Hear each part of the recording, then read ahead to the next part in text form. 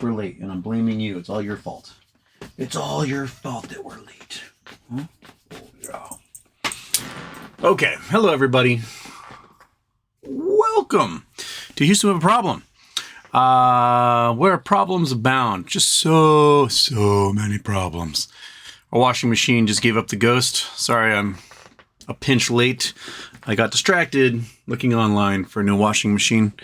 And current machine is like chock full of clothes and full of water, and it won't drain, so, or spin or acknowledge its existence. So here we are, looking for a new machine. On a good note, the car I bought at auction that I'm gonna fix up and didn't have the key. They found the key, so they're FedExing it to me today. So, So, key money will now be used for washing machine money. All right, so Evergrande, the bankruptcy court ruled, hey, you got to liquidate everything and pay off the creditors. Liquidation of some, I don't know, a couple $100 billion in property in China will probably net a few $1 billion, and that's about it. So the only way creditors will probably be saved or get even close to anything to what the face value of those bonds are will be if China itself prints a bunch of money and bids on the properties. Otherwise, you're looking at dozens of major banks, investment funds, sovereign wealth funds, pension funds, supposedly Tether, which says that they have some Chinese bonds, which I seriously doubt. Yeah, they're all going to get hosed, have to write down things, and the cat is now screaming to come in. The minute I start talking, that's when you're interested in coming in the office, isn't it? There you go. You're in. So yeah, that's happening. On closer domestic side, Metamaterials did their reverse split. Everybody's hosed. The board sucks. It should be packed into a cannon and fired into a canyon wall. Yeah, they just... They did it wrong. They did it wrong from the get-go. They just did it wrong. Should have honeypotted. Instead, they gave the shorts everything that they wanted. And my guess is because they're compromised. That'd be my guess. The shorts are running the show now. And you win some, you lose some. And this one sucks. So. Look at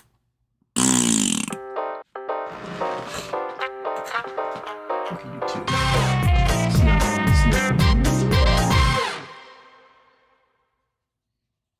Look at those guys. Look at those guys right there. At least they're adorable, right? Right, little chunk. Oh crap, turn off the thing. Ha. Off. Okay. Where am I? Okay. Danny Moats. Oh my god, first. You are. Danny Moats, Houston. How F does my MMAT? Pretty sure I bought $2 pre-reverse split. Happy birthday. I'm screwed. I maybe Wes Christian is still involved and he's got a plan, but I don't see it happening here. It doesn't look good. Doesn't look good at all. So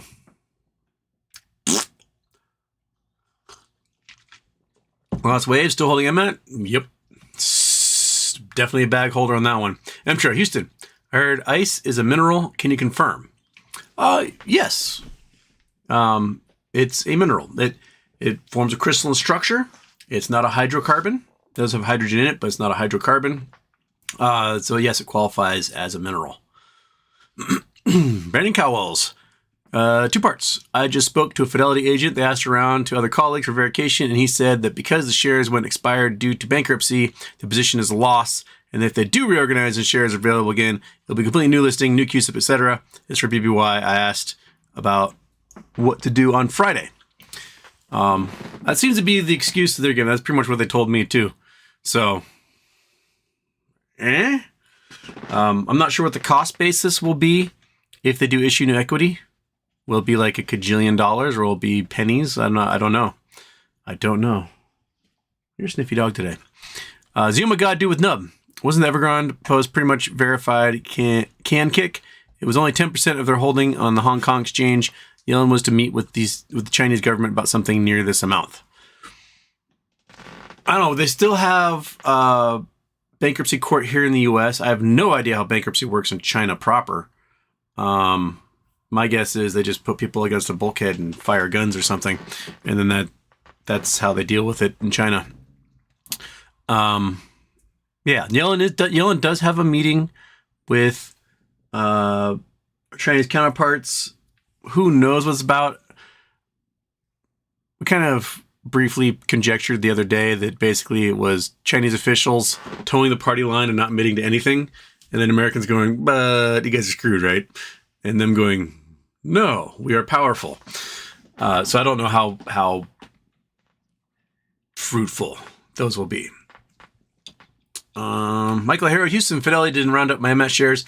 It seems to be happening for a lot of people. For me right now, it doesn't even show that I have anything. Like, it just lists a ticker and then it's blank. So I don't know what's going on there. They're supposed to round up, and for other people, they had weird numbers showing up that had nothing to do with the math of dividing by 100.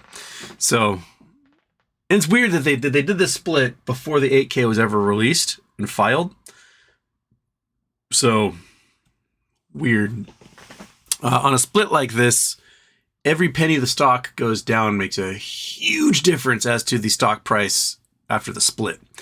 Now, when they were talking about it, it would have been a $7 share, and now it's like, what, 4?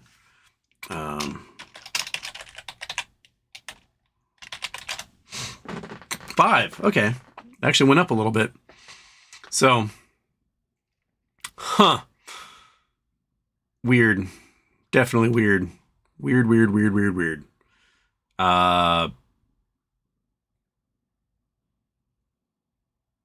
Yeah, just the whole thing is just so frustrating. When you know there's a way to defeat the people who are destroying your company, and then you don't do that. Keith Chapman. Houston. What did the buffalo say to his son when he dropped him off at school? Bison.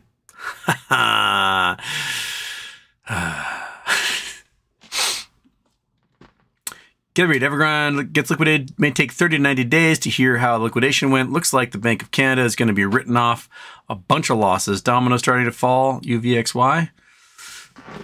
Yeah, I mean, I don't know what the holdings are now. When Evergrande first was like, we're toast, which was about 2 years ago, RBC had, I think it was 14.4 billion in bonds. So that was somewhere around like 6% of all their holdings was just those bonds, which is ridiculous. And then there's some other holders like BlackRock and stuff that were like 40 billion in bonds. So there's going to be huge write-offs coming. And like, as long as the bonds are still trading, they still exist, the banks have been getting away with being like, oh, we're going to trust that the full value is there and count that towards our assets. But the minute they're like, yep, they're liquidated, you get your 2 cents on the dollar, and that's it. Done, poof, gone. They won't be able to pretend like those bonds hold value anymore, even though they haven't for 2 years. And that's going to affect a lot, probably from ratings agencies and government regulators as to the health of those banks. They've been willing to kind of put the blinders on for now, but now that it's becoming a reality, I think a lot of these banks are like quaking in their boots. 3, 2, 1 to the moon. Houston. Have you heard about IGPK? It's been soaring the last 2 weeks. They're doing a reverse merger similar to China Alibaba. IGPK.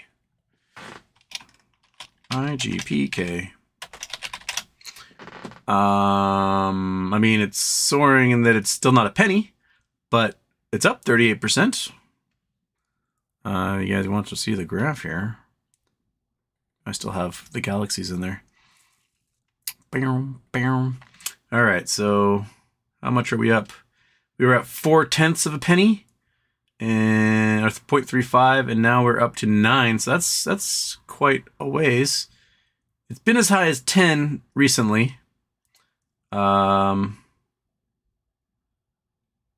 and as low as zip zop dip doodle.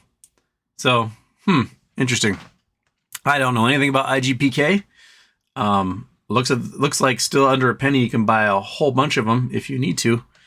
What's integrated cannabis solutions? Oh, it's a cannabis stock. Oh, when it comes to cannabis stocks, they perform weird. Oh, shit, I forgot the last one.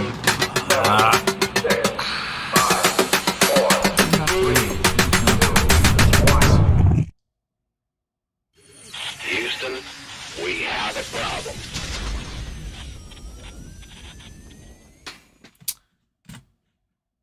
Turn off last week's closing intro.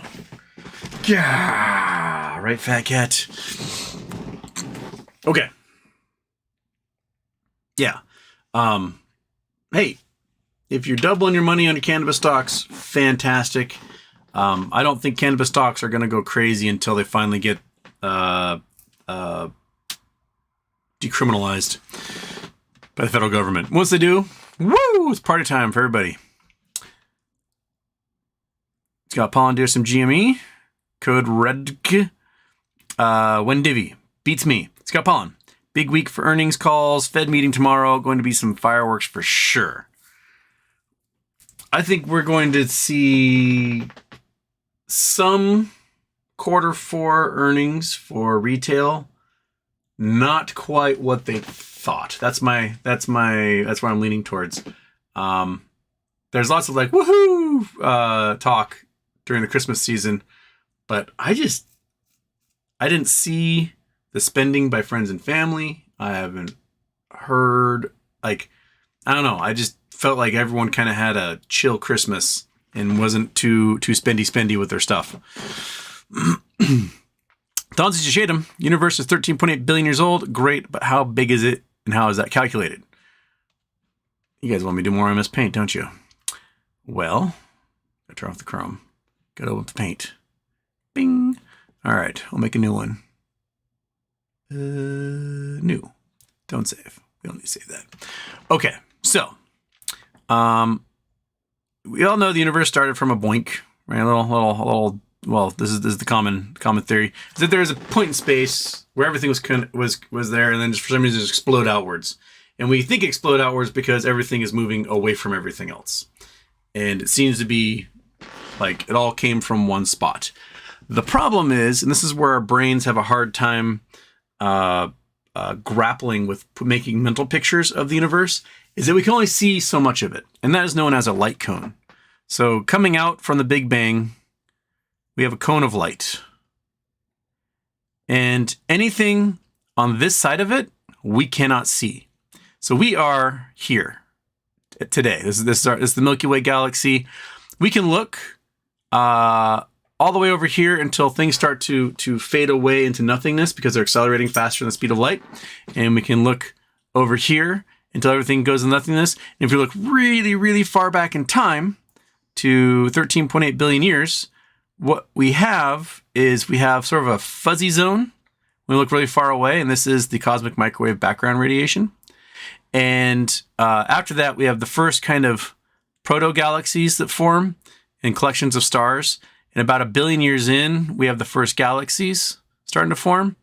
And then pretty much from that point forward, we see these galaxies evolve and start to move away from each other as time goes on. And they get more and more spread out. So it was denser longer ago, suggesting that the universe was more compact.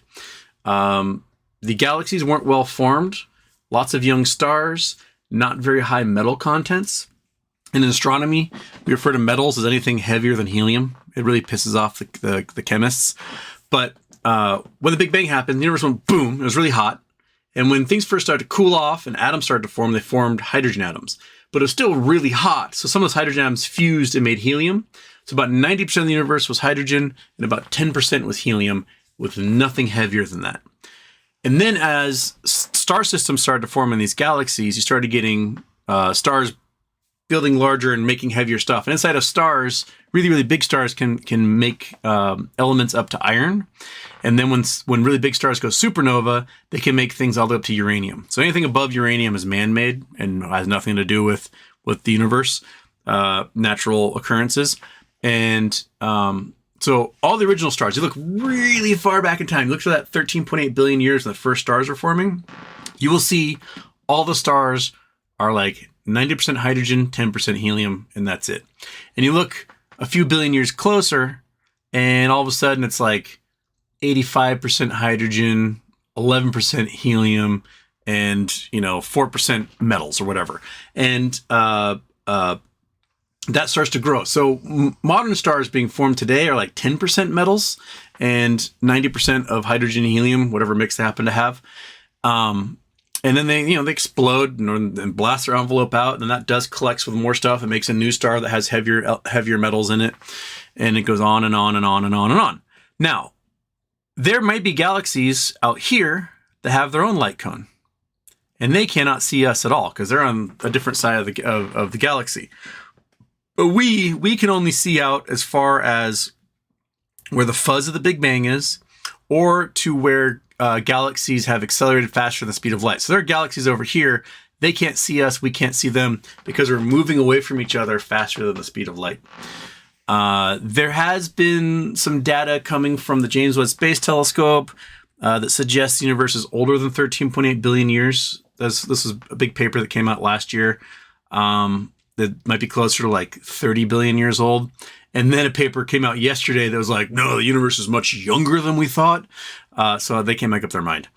All I can say is it doesn't really matter because, we can't go back 13.8 billion years and like poke stuff and figure it out, or longer or shorter or whatever it is.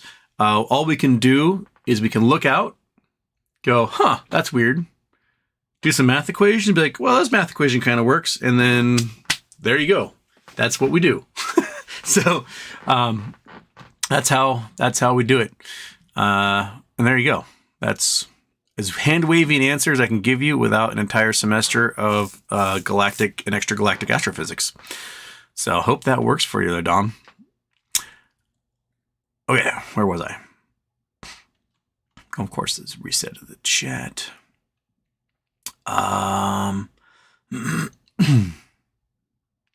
Why, Tyler Houston? We're seeing some action with BBBY. Still waiting on JPOW, but it's looking like next SZN season? SZN?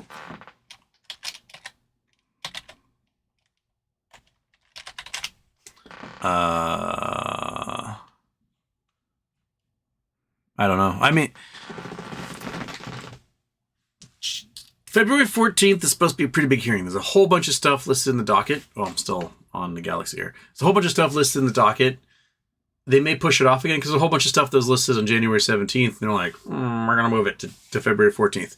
So Valentine's Day may be a big day unless it gets pushed off again. I still want the judge of the pump and dump case to just say something. Say either case dismissed, plaintiffs retained, plaintiffs replaced. One of those things is going to happen. And, or he's going to be like, actually, none of this qualifies under 16B. So there's no case here. And someone was doing some math yesterday showing that Ryan Cohen actually never crossed the 10% threshold. That with the stock buybacks, he's only at like 9.78%. But I mean, he was forced to file as an insider. So that would suggest that he did cross the 10% threshold. But I don't know. The 16B rule seems to be if you bought in as an insider and then sold as an insider. He never bought in as an insider. He was made one against his will, and then he sold. So the 16B, I don't think ever works, and that should easily the judge should go, yeah, this is toss this out. Because I mean, it will fail on appeal if it does for some reason go further. They'll be like, look, your honors, the 16B never applied, and he was never under that rule. There's two qualifications. He had to buy in as an insider already, and he had to sell as an insider. He never bought in as an insider, so that should be done. Okay. I know your friend is here. Hello. Sarah. Howdy, folks. Hello, Sarah. Javier Martinez, looking good, brother. Keep the good work. Thank you. And Stuart Houston. Can't catch live. Have a good show, dude. Well, thank you. Jason Blackwell. What do hookworms and the Eiffel Tower have in common? They're both Paris sites. Don't go barefoot, people. You don't want hookworm. Joshua Jackson, yo. Indeed. Ford ZZ9. Still news in BBY? No news. Keep twiddling them thumbs. That's what we do around here. We're professional thumb twiddlers. Ralph, what you think of ZJYL? What did they do today? I didn't look it up. They are doing a forward split. The price is absolutely bonkers. It's dropped to 182. It was at 2 something, right? It was at 290. So it's dropped back down again. Man, I should be playing options on this thing. Get $10,000 swings with each option buy in a matter of days. So it's had a couple of peaks over 200. Was at 255 beginning of January, peaked to 276 with intraday high over 300, January 25th. Now it's dropped almost $100 and just since Friday. Just bonkers. People who are playing options on this are probably raking it in right now. But yeah, they're going to do a forward split. Was it 20 to 1? Is that what it is? And I'm not sure when that's supposed to happen. What's the ex-div date on that?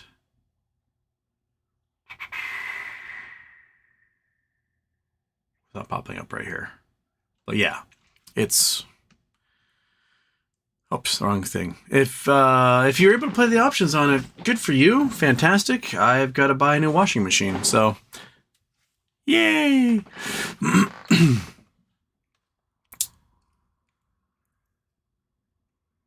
Kiss Chapman, OCC wants to reduce margin requirements.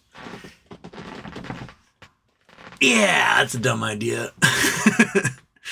So, to spend all this time like, oh, people have way too much margin. We do haircuts and limit how much margin they can have. And now they're like, well, maybe we should let them have a little more margin. And just create more problems all over again. Just...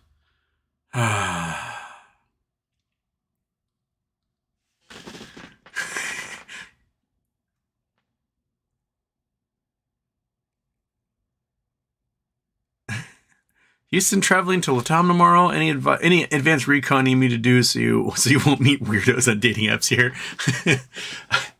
I've been on the dating apps for the past few weeks, and there's a pretty lady. She's a pretty lady, and here I'll bring it up. What I came across is absolutely horrifying. So. All profiles linked to someone's Instagram account. There seems to be a lot of ladies in dating apps who all they are is they're just trying to get people to follow them on Instagram because that's their career. But some of them still post their Instagram and they're quite serious about who they are and what they are. So this lady, she's very pretty. And I was like, oh, it's Instagram. I clicked on it and this picture popped up and, oops. She had gotten a tattoo of Melania as the Statue of Liberty holding a machine gun. I have Queen Melania Trump on my arm forever now. Trump 2024, Trump 2020, I'm in a cult. And I was like, okay, maybe this is a joke. And then I clicked on other pictures and no, full on like red flag all over her arm. So they're out there, folks. Looking for love. Oh. Yeah. Don't think I can put up with that. All right. Still alert. Oh, Houston. Woohoo. Life Houston. That's true. Try unplugging and reset washer. I flipped the switch a couple of times. It's an old washing machine. It's from like 1978. It is old. But, it's been a trooper for 46 years. So maybe it's finally gave it the go. So I'll see what other things I can do with it. But the belt was making some sounds. I was like, oh, I should order a belt. And I ordered a belt last night. And then today, de nada. Nothing, man. Ralph Fan, what should I do with my MMAT now? Man, I mean, I got $1,000 at BBBY that's worth, what, 8 cents now? So, woo, yay. Sometimes you just carry a bag, dude, and I'm afraid, unless Ralph Christian, or Wes Christian has something planned, I don't know. Maybe their goal is to get the float down to 5 million, and then they're going to honeypot them, or maybe they're going to sue the shorts, or I don't know. But at any rate,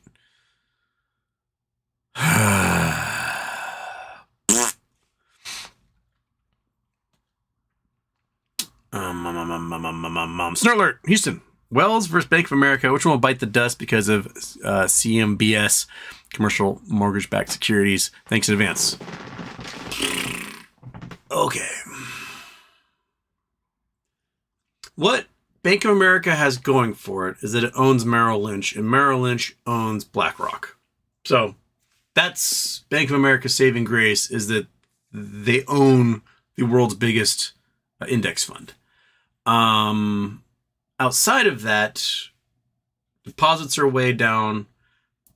Bank products are not being offered anymore. And I'm sure that they're super tied up with commercial mortgage-backed securities, with real estate bonds, and all sorts of other things. Wells Fargo and Citi are both have halted pretty much all bank products. So you aren't going to get personal loans, commercial loans, mortgages, car loans, very few credit card offers. They just aren't lending money because they don't have it to lend, or they're getting steady interest rates from the reverse repo, and they don't want to deal with a whole bunch of consumers that aren't going to pay them. So, yeah. I mean, flip a coin as to who's going to die first. Who knows? Maybe Merrill Lynch will spin off of Bank of America, and the rest of Bank of America will just crash and burn. I don't know. It's weird. So I can't. I don't know. Kelly Reed, happy birthday, HW. Did you hear the OCC is proposing a rule change to reduce margin requirements when there's high volatility so that clearing members won't default because it would basically start? Yeah. Their solution seems to be oh man, this guy can't pay his credit card bill. Let's give them $10,000 more credit. And that seems to be what their solution is here. It's silly, and it doesn't seem like a long-term solution to anything. It seems more like, hey, let's make this bubble a little bigger, and then we'll deal with it. Fabrizio's plopping around. D. Houston, you're so lucky for not having X. It's a right-wing extremist echo chamber. I'm sick of the paid pumpers. Please critically review Hampshire Killer. He's a known pumper who lies constantly. I mean, I don't know the dude. I've seen his stuff and some of his things. I'm like, yeah, I can believe that. There's volatility in oh crap, what was the one this summer, Kitty? The one this summer. The why am I brain farting? All I can think about is washing machines right now, and I'm brain farting like crazy. But yeah, I mean, I don't know about dude yet. Victor M. Houston, thank you for your amazing shows. Do you think it's a good time to short the S&P 500 soon because of a crash, which should come soon? I think it's completely artificially pumped. It's definitely artificially pumped. I am curious as to how long they can pump it, because they pumped it at least 1.5 years longer than I thought they could. And it seems to be centered entirely around these 7 tech stocks that they use to inflate the indexes. So, your NVIDIAs and Intel and Microsoft and Amazon and Facebook, and these tech stocks are being valued higher than they should be in order to keep the rest of the index up. There's going to come a time when they've borrowed too much, right? All these companies have borrowed too much, and the commercial real estate is going to hit really hard. It's going to bring down banks. It's going to result in people who are cash rich perhaps losing out on their cash. It's going to be it's going to crash. I just would have thought it would happen by now. This blows my mind that it hasn't. And the Fed seems pretty convinced that there's going to be a soft landing, but there's $1 trillion in real estate bonds that mature this year, and they're not going to get paid.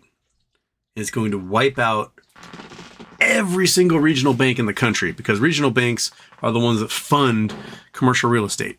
So when are they going to write that crap down? I don't know. I mean, it keeps going up, and it doesn't make any sense to me.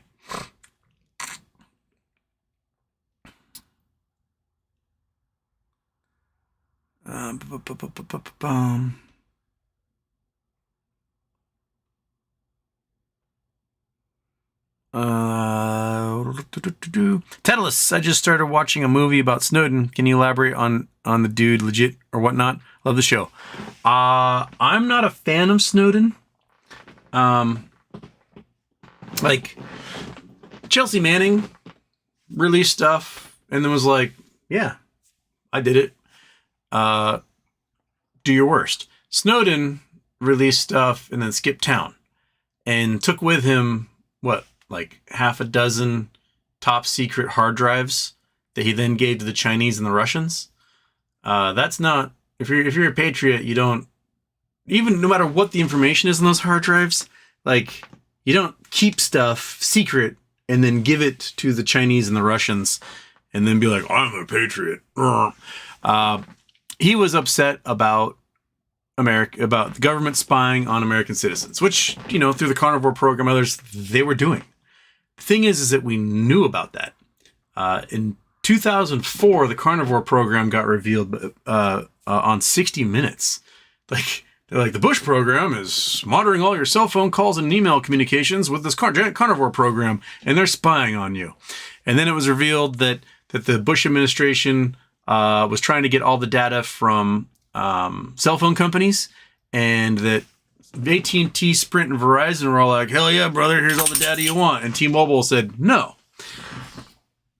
There's records of Snowden's online personalities pre-2009-10 when he gave all the information away, where he's like, hell yeah, we're spying on Americans, and I think we should. Terrorism's bad, blah, blah, blah. And he was all like, rah, rah, rah, while Bush was president. And then the minute the black guy became president, he was like, this is wrong. We shouldn't do this. Even though he'd been working in that program since the Bush administration. And then all of a sudden, that's when he stole the hard drives and released the info. Yes, they're spying on Americans. We knew that already. But then took 6 other hard drives to Russia and China when he fled. And Russia and China has had those hard drives ever since. I think Snowden needs to own up, like, hey, yeah, I released information. Let's argue this in court, whether it was right or wrong. But fleeing to Russia and then being a Putin troll is not how you become a patriot. I think what's Chelsea Manning and was the chick? Was it Fort Bragg or something? Delight Willing, was that her name? Something like that. Is that her name? Might be confusing with another lady had a name like that. But they full on were like, yeah, here's illegal stuff that's going on. Arrest me, and they got arrested. That takes way more cojones, or in this case, ovaries / cojones, than just fleeing to China, like Snowden did.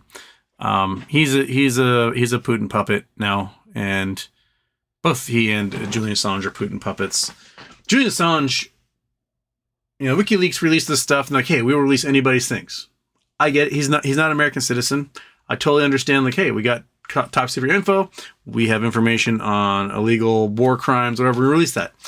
I get it. But he only ever released things that made America look bad. When a leaker found information that made Russia look bad, They gave it to him, and he was like, yeah, I'm not releasing that. And so they had to find a different journalist to release it.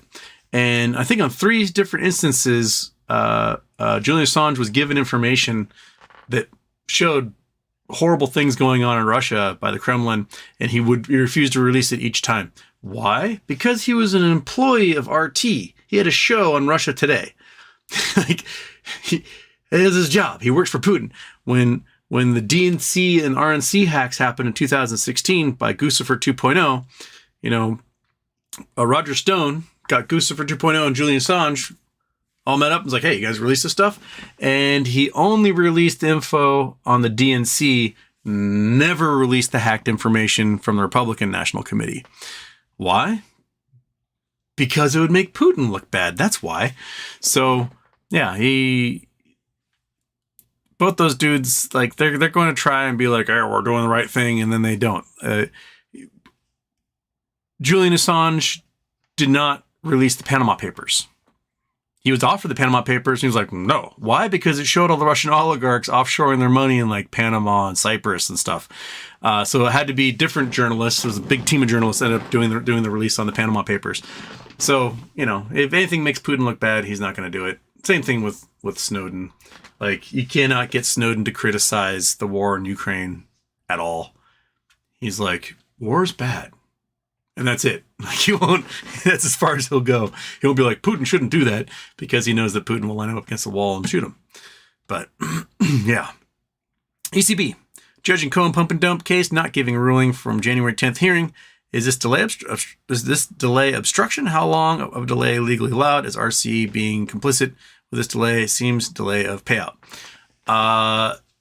Rulings are at the judge's prerogative unless otherwise stated in court rules. So, yeah, just sit back and you wait for the judge to do their thing, and that's it.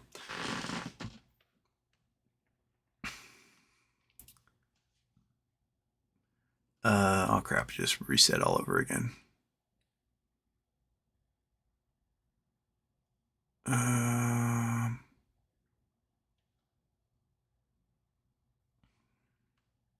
Where was I? Just lost my spot, and now I can't find it.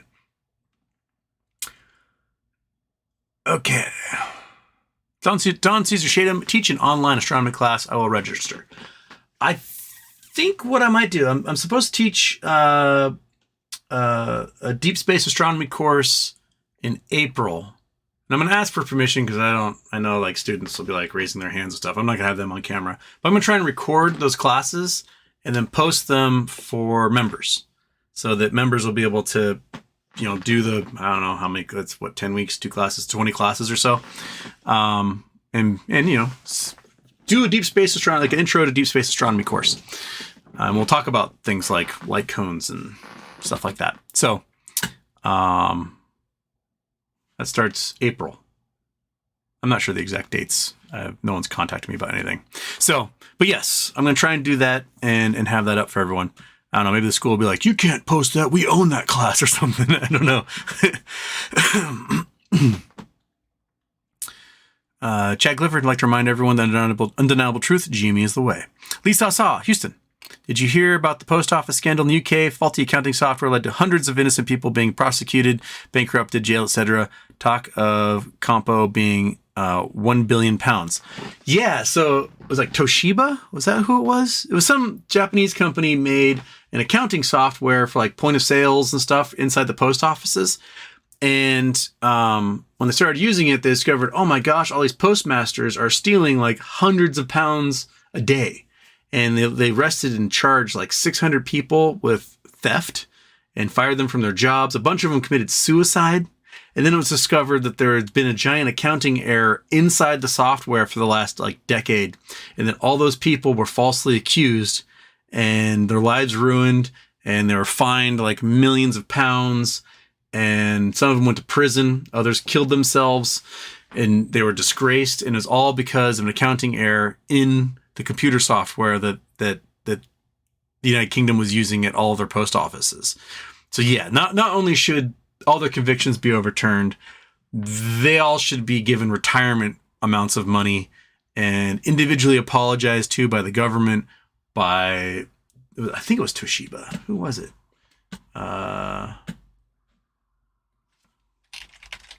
London, or sorry, UK post office scandal. Who was it?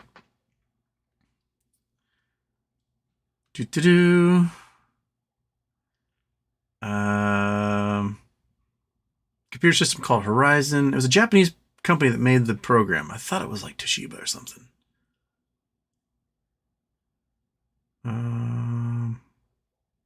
Fujitsu. That's who it was. Sorry, I didn't mean to slander Toshiba there.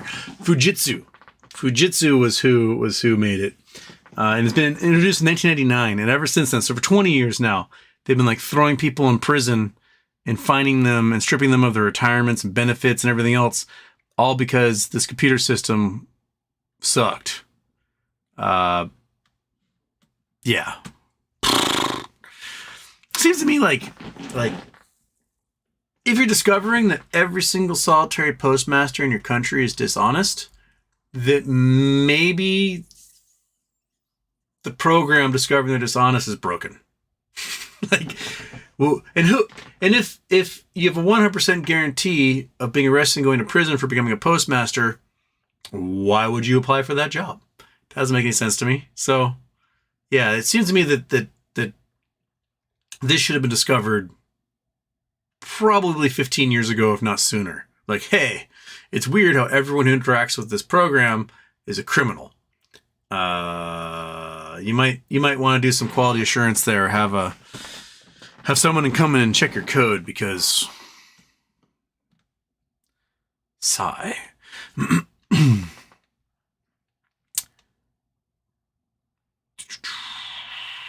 Copy and paste are not going to allow any retail squeezes. Only Chinese scams can squeeze. I think at this point, a big squeeze can happen. It's when they lose control is when the big squeeze can happen. And right now, pumping the S&P 500 gives them this artificial sense of control. And as long as they can like maintain that their assets are worth a whole bunch of money and not nothing, like they will be when someone puts a pin in that balloon, that's how they maintain everything. But there will come a time when they won't be able to maintain it because the economy runs in cycles. It doesn't go up forever. It corrects. And when it corrects, it's going to wipe out hedge funds. It's going to wipe out banks. It's going to wipe out all sorts of whale investors. And when those guys get wiped out, someone's going to want to get paid for what they're owed. And that's when I think we'll see the squeezes. And right now we are not seeing the chinks in the armor of these hedge funds yet because those 7 tech stocks keep getting pumped and keep all of the index funds up. So, twiddle them thumbs. Benjamin Gonzalez, could MMAT situation be part of MMTLP settlement, like letting shorts off the hook and killing the possibility of post-settlement squeeze? I don't think MMTLP has anything to do with this anymore. They separated, and it looks like MMAT gave up their 25% stake in MMTLP to McCabe, and so they are separate. It looks like MMTLP has basically shot a warning shot across the bow of the short hedge funds and FINRA, being like, look, we've got evidence you guys fucked up. And we're very willing to give that evidence to Congress and show that you've been lying to Congress. And so let's work on a deal here. That's basically what I think they're getting from this. And like, if a deal can't happen, we'll go 2-prong. 1, to Congress.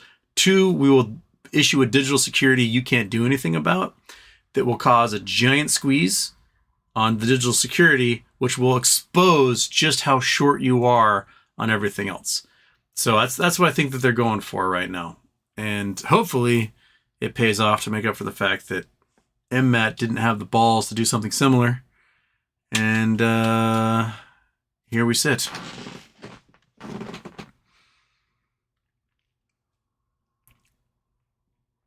ECB, IEP has a nice 10-year dividend history. What are the chances Carl takes IEP private? What would happen to shareholders hypothetically? I have a feeling that that's what Carl is doing right now. He basically took the bulk of his holdings and gave it over to a lender so that he's no longer the insider because they control it. And then apparently it looks like he's been buying up his own stock. I think he may be doing a honeypot. I think he may be buying up all the stock. He'll register it, and then he'll announce, hey, I'm going to take this company private. And so everyone else who holds the stock out there are probably finding their shares are being lent out, etc., unbeknownst to them by their brokers. And when Carl announces taking it private, he can probably announce any price he wants to take it private and force a giant drain on everyone who shorted IEP. That's the feeling I get right now. Is I think Carl may be honeypotting the entire IEP portfolio. So, Kelly Reed, New York Fed is pricing in a 63% chance the economy could enter recession by the end of the year. So we just live on the edge of recession forever now. Yeah, every year they're like, oh, recession's about to happen, and then for some reason, SPY hits record prices. It's all stock buybacks. I mean, it's all stock buybacks that are maintaining these blue chips at the prices they are. You can look at the profit to earnings and the earnings per share for companies like Apple. It has not changed for years, but Apple has done like $200 billion in stock buybacks, meaning they've removed like half the stock from the market. But their earnings per share remain the same, hiding the fact that sales are way down. So, like, sales are half of what they were. So, the only way you can maintain earnings per share when sales are half of what they were is by buying up half your stock. And that's keeping their stock price level rather than crashing like crazy. It's all smoke and mirrors at this point. Right, Fatso? All smoke and mirrors. Yeah, stretch it out, buddy. Oh. Yes. Oh, you little jiggly belly. You're so jiggles. Here's how jiggle your tail. Yeah, that tail right there. Bloop, bloop, bloop, bloop, bloop, bloop. Okay.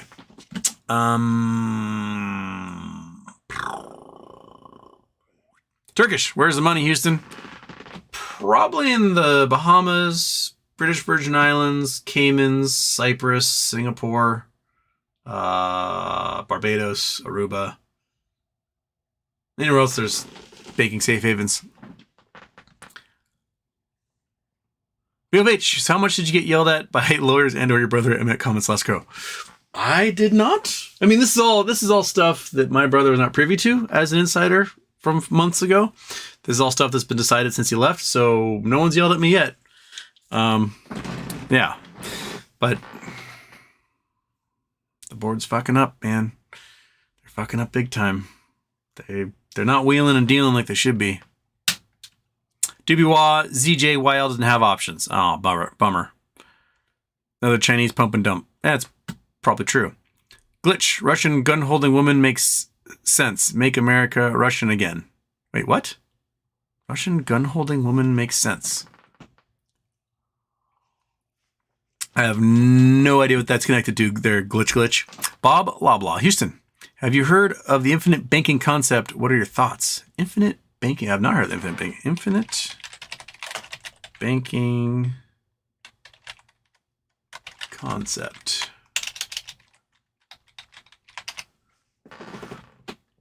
Infinite banking concept. It's a long-term financial strategy that involves overfunding your permanent life insurance policy so you can use it as a line of credit.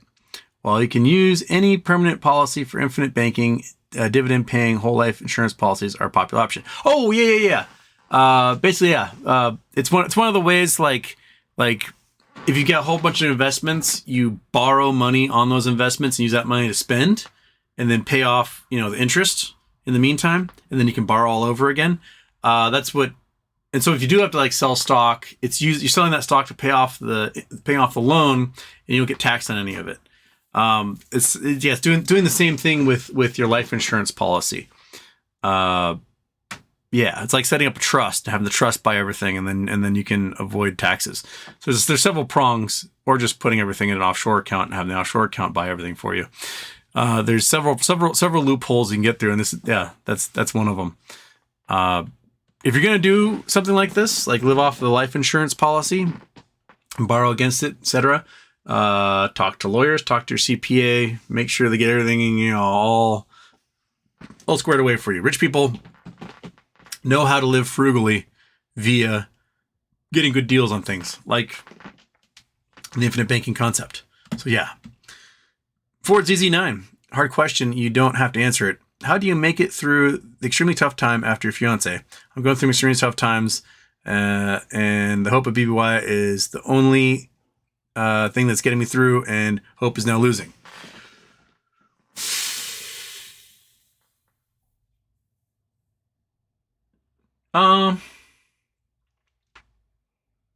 Man,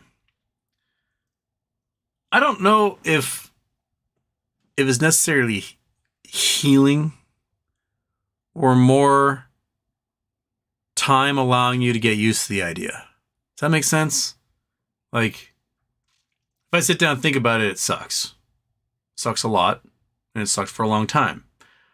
But each day that goes on, it's not that it sucks less, it's just that your brain has accepted the fact that it sucks. And that's sort of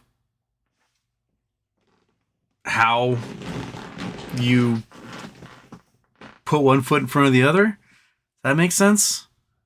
I don't know how to describe it. Like, do the things you can do to be the person that they loved. And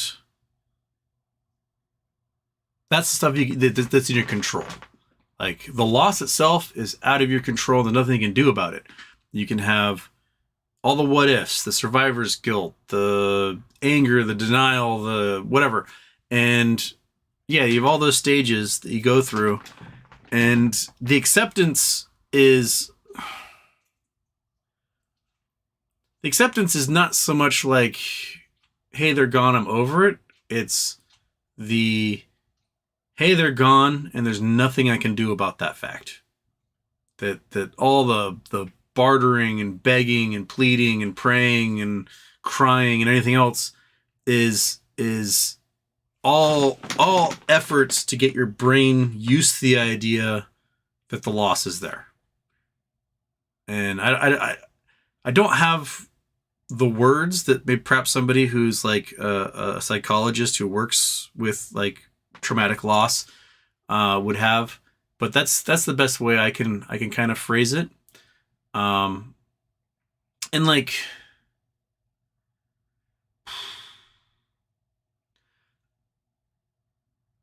I don't know, it's hard for me to get stressed out over things. Like, even if shit's the fan and I'm dealing with court or whatever, like, I've got weird Nazi stalkers who want me to fight them and whatever. Like, it's really hard for me to build myself up to the point where I'm like, that matters. Like, but the Earth is our time on Earth is a very short period of time. You know, if you ever worked a restaurant job, restaurant jobs can be super stressful for a lot of people. And it's very time sensitive. And you have to like be on the move. And you're getting yelled at by customers because for some reason, you know, their fish and chips being 5 minutes late is the worst experience I've ever had in the entire world. And it's your fault. And they're yelling at you. And you know what? You can only get to it when you can, not when you can't. And in the end, that person's fish and chips showing up 5 minutes late. The Earth is still spinning. You know, babies are still being born. Wars are still happening. Stars are exploding in different distant galaxies. Like, it has no effect upon the entropy of the universe, whether or not that person gets their fish and chips in time, whether or not, you know, the stock play happens tomorrow or happens months from now or it never happens. Like, the grand scheme of the universe, we are but bit players in it. Yes, from our perspective, it can matter to how the universe interacts with us. Like, oh, we are the main character. But I don't know. There's something that just kind of went in my brain at one point where I was like, all right, I can do my best. I can try as hard as I can at things. And when it doesn't work out, it doesn't work out. On to the next thing. And I don't have like the words to really truly fully describe it.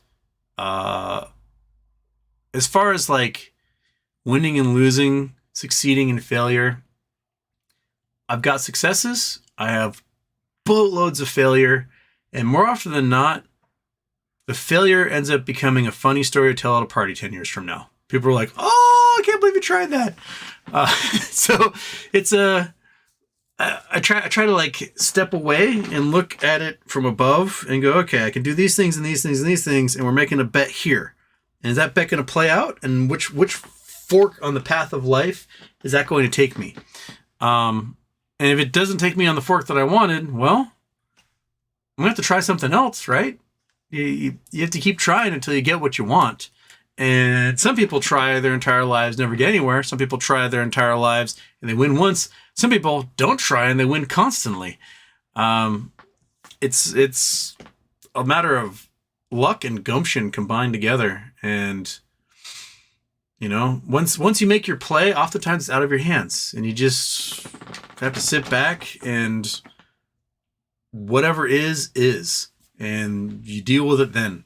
So I don't know. It's kind of, I guess it might be kind of a nihilist perspective on my part, but, yeah, that's just sort of my philosophy, you know. I tried the .com millionaire thing. I thought I succeeded, and then the .com bubble happened, and poof, there that went. I was playing professional baseball, having a great time, like, oh, I am a baseball player. I'm playing a child sport for money, and then my elbow goes pop. Right? Well, that did its thing. It's, you know, tried the TV show thing, and 3 times now I've been like, yes, I made it, and then something happens and it gets just ripped from my hands. There are things that are out of your control and things that are in your control, and do your best with things that are in your control, and the stuff that's out of your control, well, nice try again. Does that make sense? I don't know. That's probably as far as I can pontificate on that whole thing. John Cash, hit the like. Oh yeah, hit the like button. Like it, subscribe it, bell it, share it, comment on it. That's all the things I remember.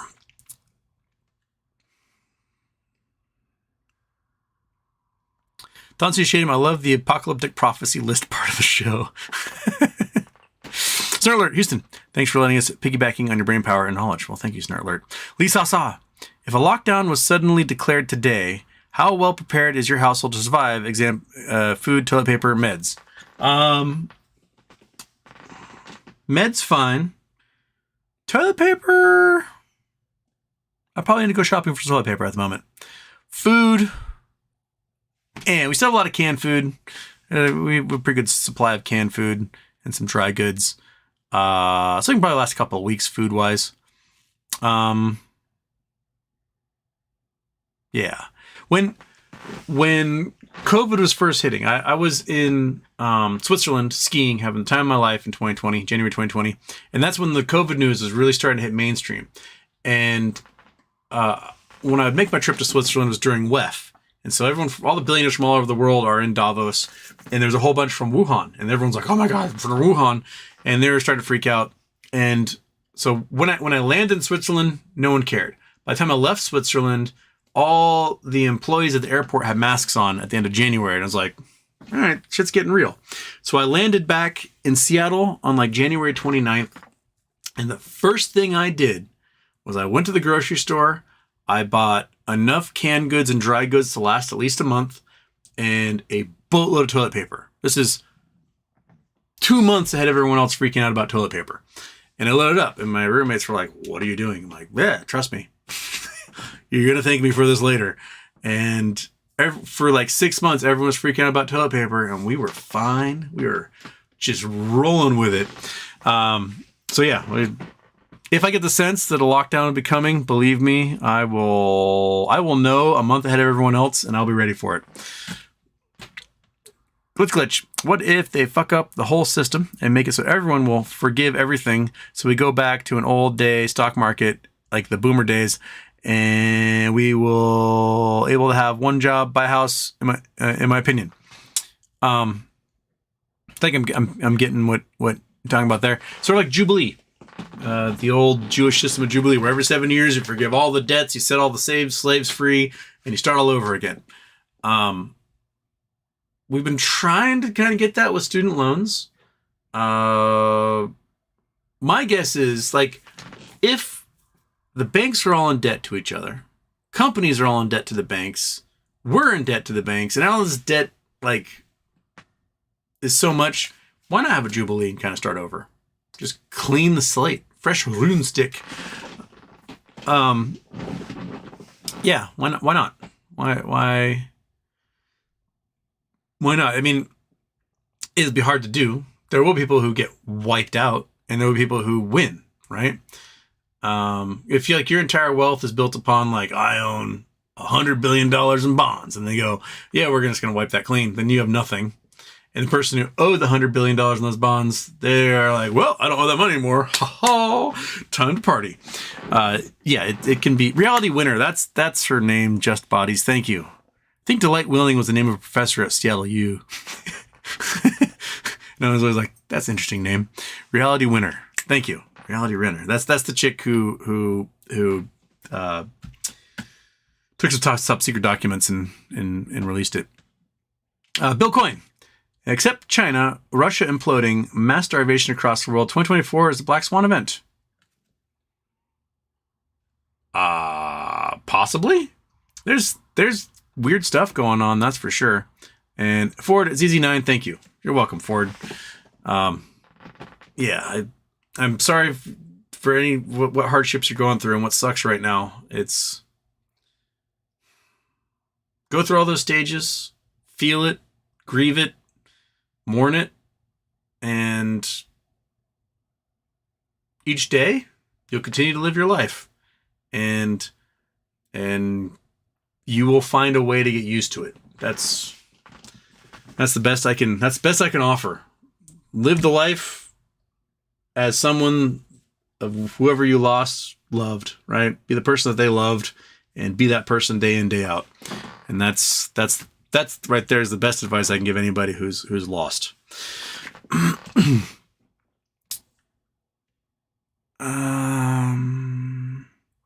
Alexander K, I just pulled out the old Game Boy tonight and booted up Pokemon Yellow. What's your favorite Pokemon?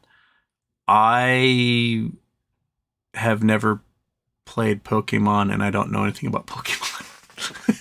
So, I have zero opinions on Pokemon. Because, like, Pokemon came out, I was kind of an adult, and it seemed to be geared towards little kids, so I never bothered with it. So I never played it. My older sister, though, she did do Pokemon Go back when that was a thing in 2016. I don't know if she necessarily knew what she was doing. She just liked going for walks and then getting points or something. But sorry to burst the bubble, but I have no idea what Pokemon. I know there's Pikachu. And then there's, I know the one that has the card that everyone, like, finds at garage sales worth a lot of money, called, like, a Charizard or something. Those are the two names I know.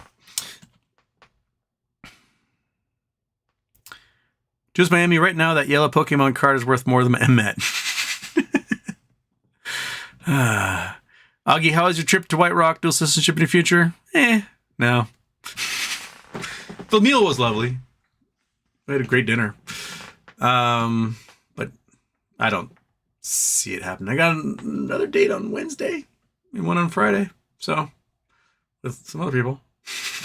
I'm going to play the field, man. I'm playing that field right now. Philip Wang, Houston. I would look into Spirit JetBlue merger. There's a lot of news that JetBlue wants to cancel the deal if not met, but Spirit will win regardless, in my opinion. I've only passively been looking at Spirit JetBlue. The price point that JetBlue wants to buy Spirit for was higher than the initial stock price. Everyone's like, yes, but the federal government's like, no more airplane mergers, no more airline mergers. So it sounds like they might not be allowed to do it.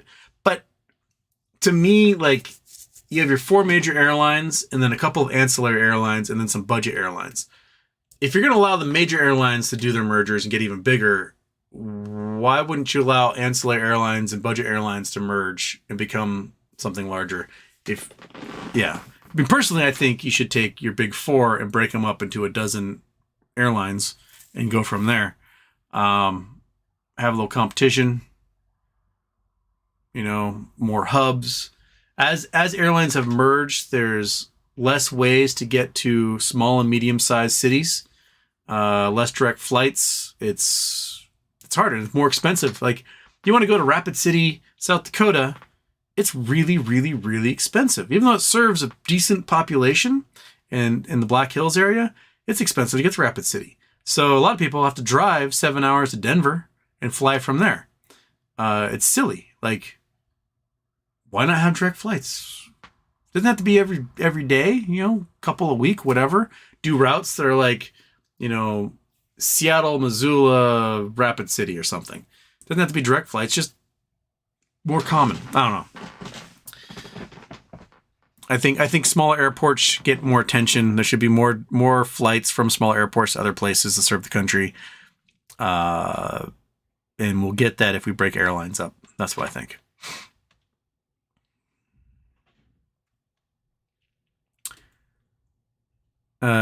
Roy Tumombing.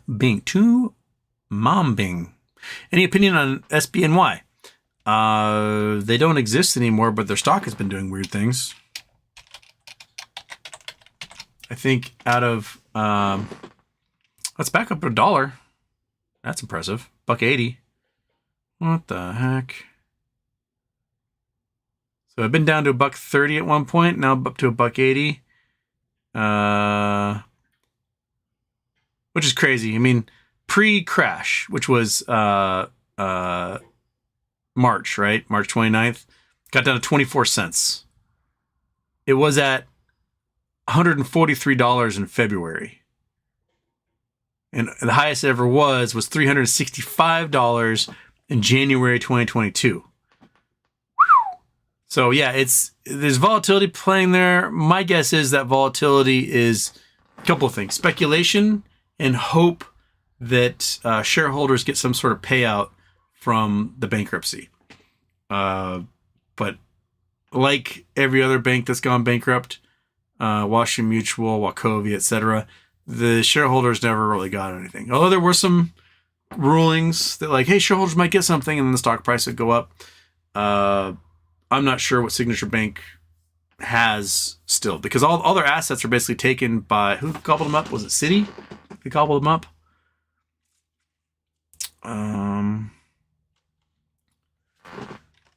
Who got Signature Bank assets? New York Community Bank Corp. Got it. Okay. They got their assets. Well, they got $38.3 billion of Signature Bank's assets. $60 billion remained in receivership with FDIC. Signature Bank branches currently operate under the subsidiary of New York Community Bank known as Flagstar Bank. So there's still $60 billion in there. So maybe they're thinking that $60 billion in assets will get paid out. But my guess is that $60 billion assets are probably low interest bonds that aren't worth anything, are worth less than what the paper says they are. That'd be my guess, which is why they went under in the first place, and why First Federal and Silicon Valley all went down, was that all their deposits were in these low interest bonds that in a high interest environment weren't worth spit, and that's what caused the runs on the banks.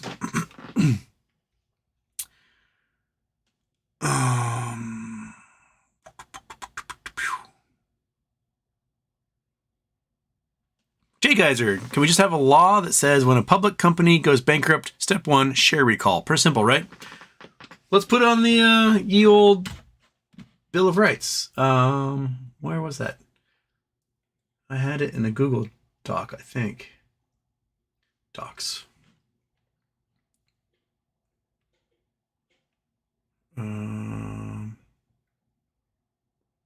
This one? Yes, here we go. If you guys have more to add, I like it. 10. When a company goes bankrupt,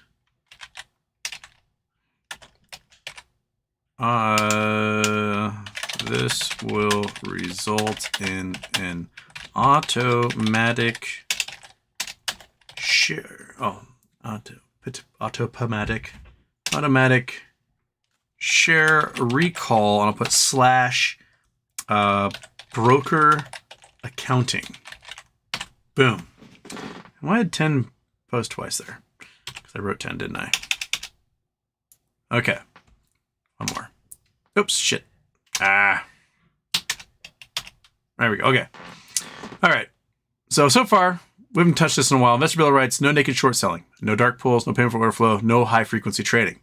Make SEC have law enforcement powers. Make fines larger than, I'll put the crime. I can't type. The crime. Funds must list short positions just like they list long positions, but sounds like that's coming. DTC open book ledger to see how many shares actually exist. No swapping FTDs. Fails to deliver. And when a company goes bankrupt, this will result in an automatic share recall / broker accounting. So if you have more you'd like to add to that, let me know. We will increase our Investor Bill of Rights stuff there. Okay. Bootstrap. So if a company goes private, what happens to the shareholders? The shareholders get usually cash payout, or they might have the option to hold the company as a private shareholder, meaning you wouldn't be able to trade it on the market and so on, which is where everybody is with NextBridge Hydrocarbons. It's a private company with 64,000 holders that can't necessarily trade their stock. Like when Twitter went private, a few of the larger investors were like, hey, we don't want our shares purchased. We'll be part of your investor group for the private company. And they reached a deal there. Yeah, so that's what happens. So the idea behind the honeypot is you buy up the shares quietly while you can. Perhaps I think Carl Icahn might be doing it, is he literally relinquished control of his shares to somebody else. So they control the shares. He might still own them, but he may be giving them as collateral for something. So the shares still exist and they're not going anywhere. And the company that has them, the bank that has them, can't do anything with them. They just hold them as collateral. And Carl's using that money to buy up the rest of the shares. And then he's going to announce, the speculation, then he would announce, hey, I'm going to buy up this company and make it private. And I'm going to do it at X price. And if the short's shorted at $50, right? And the price is currently at 17, and Carl says, hey, I'm going to take this company private at $1,000 a share, then the people who have shares, because we're going to be holding counterfeits at that point, they're going to get $1,000 for their shares. And that $1,000 won't necessarily be coming from Carl, but will be coming from the short hedge funds and the market makers doing payment in lieu to cover that $1,000 they owe on that debt, basically.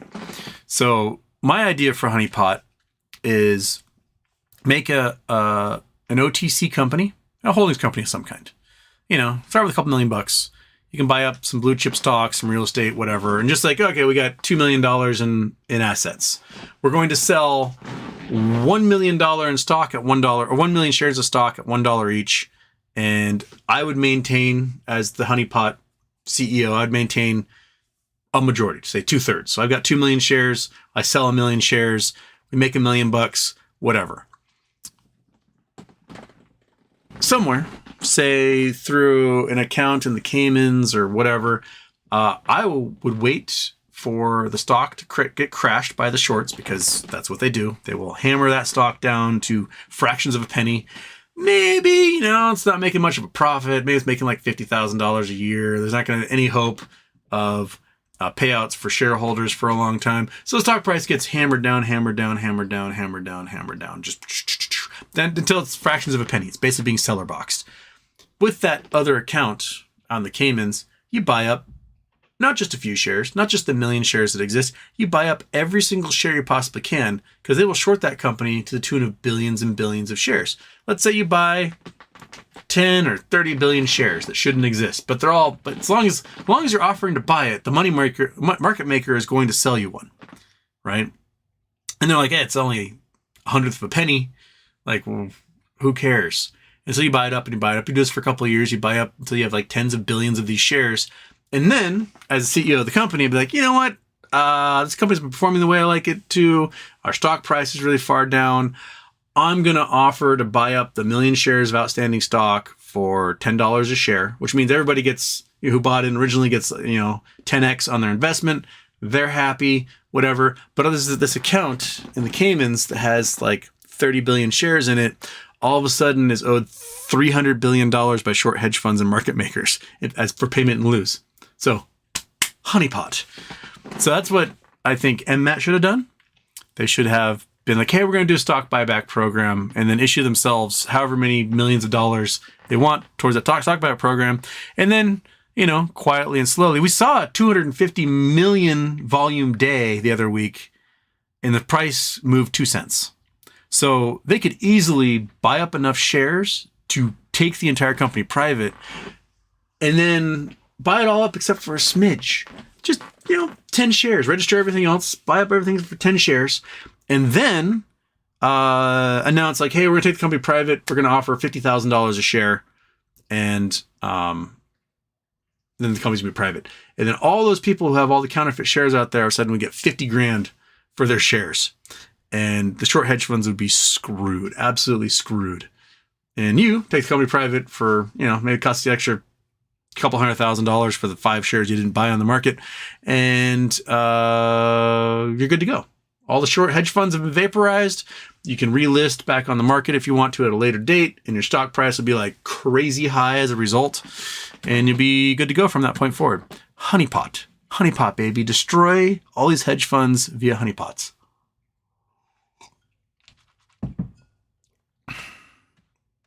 Trey Spider's here. Hello, Trey Spider. 419, I got 11 minutes. First Day Production spent the weekend tagging Gasparino with legit DD on X. He doesn't respond. Sad. No, Charles Gasbag isn't going to respond to people, especially if they're taller than him. Copy paste. Houston loves me the most.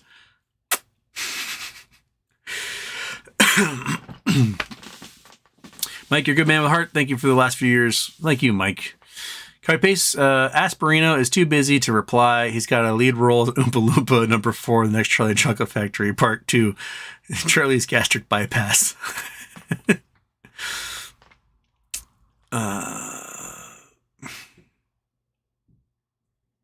Turkish invest in a bidet. Consider it a hygiene vice. Bidets are rad. I don't have one. I probably should have one. Yeah. Get a bidet. Tune that thing to like 84 degrees and hit yourself with it. Aaron Salentin, remember customers don't bring back your apples back to the store. Remember customers don't bring your apples back to the store. Get a refund or don't do it. Yeah, how's that going? Have you set up a GoFundMe yet? We'll get that going for you there, Aaron, and we'll get some PR. That's going to be the goal. Contact your local news investigator to be like, look, this is insane. And he'll do a whole story on the grocery store and just how ridiculous it all is. That, and at least with with PR, with a lawyer, we'll find somebody for you. Like that story alone might get you an attorney, be like, you know what, we'll do this thing pro bono or on contingency. So yeah, just contact that news guy. And so I don't think can't let anyone else be a criminal over an apple. Damn, I just like private stores. Yeah, Augie. Isn't the ham short killer the one giving expert hydrocarbons advice, knowledge on blockchain, etc.? I have no idea about that, Augie. Total Train 88. Being good without having to be in control is a flex. I mean, there's only so much you can do, my man. It's you don't have so much power in the world. Rob Armstrong's back from Northern Ontario. Aaron Salentin, no reverse split, only 4 splits on that list. Take off the $1 requirement to be on NASDAQ also. I mean, reverse splits,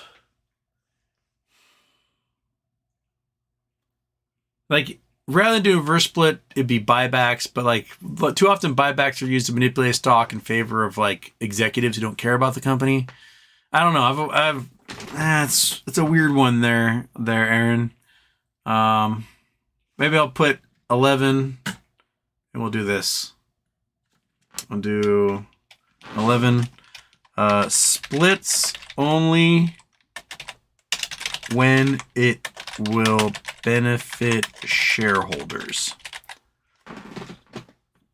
That should be something there. And then I'll put in here Oh. No share price requirements. No share price requirements for main exchange listings. There you go. How about that?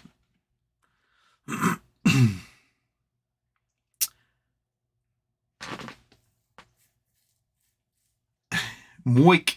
Why am I looking at the time? I got 7 minutes. Excited box. I'm up 25% in 3 weeks on ATOM. I think they'll be as big for semiconductors as high K metal gates. The results of their contract with ST Micro will be out soon, then the moon. ATOM. Atom. ATOM. Oops. All I have is a coin called Atom. I don't have a stock called Atom. Is it a coin? Atom price.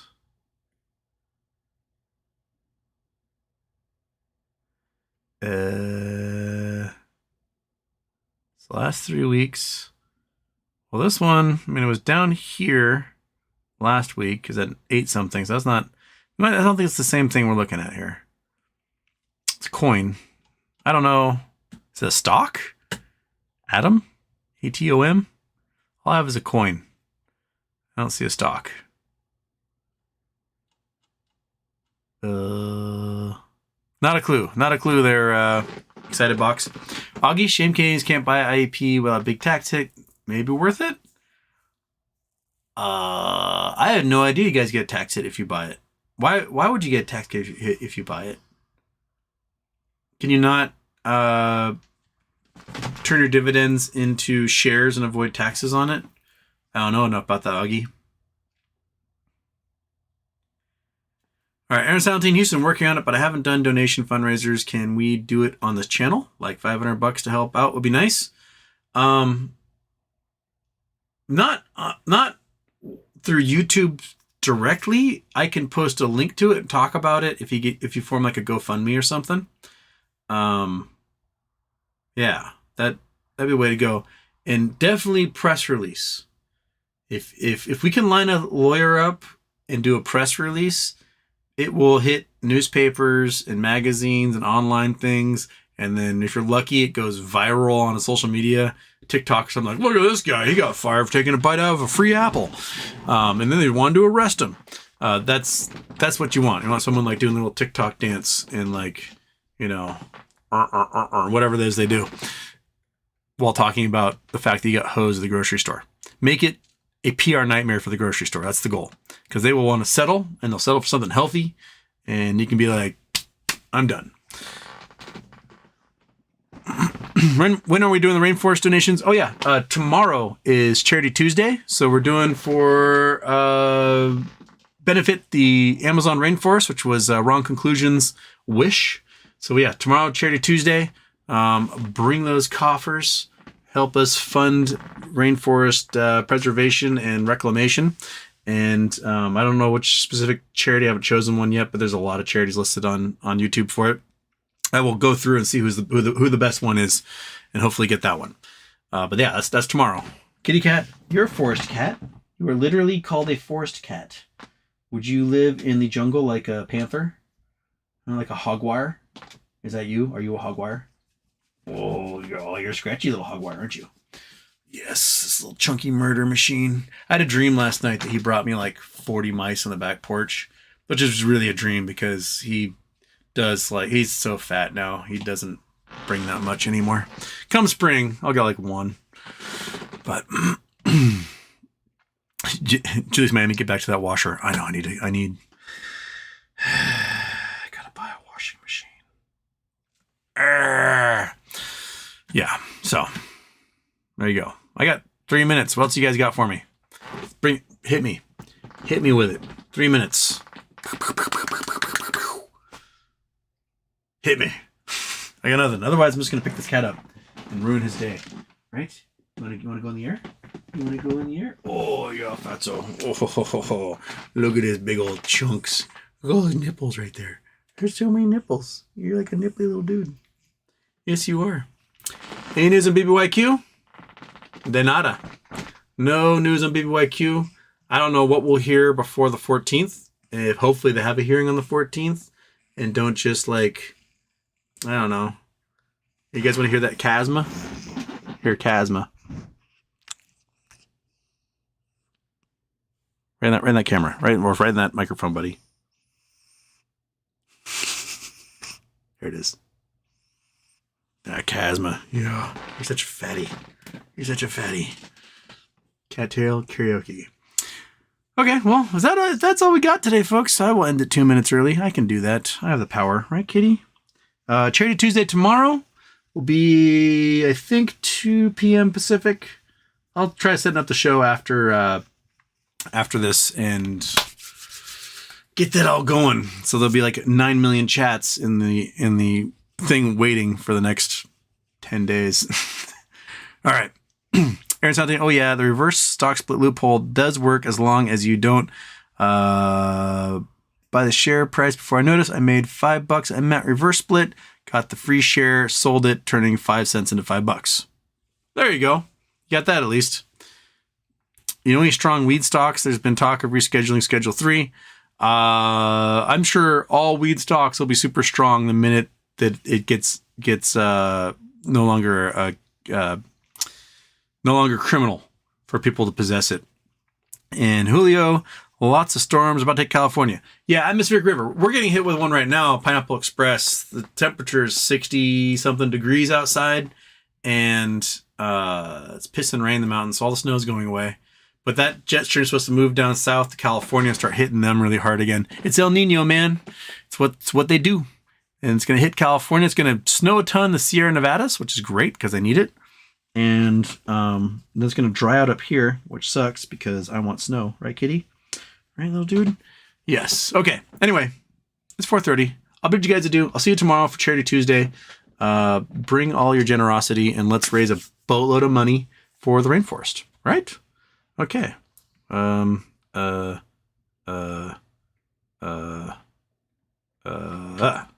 This one.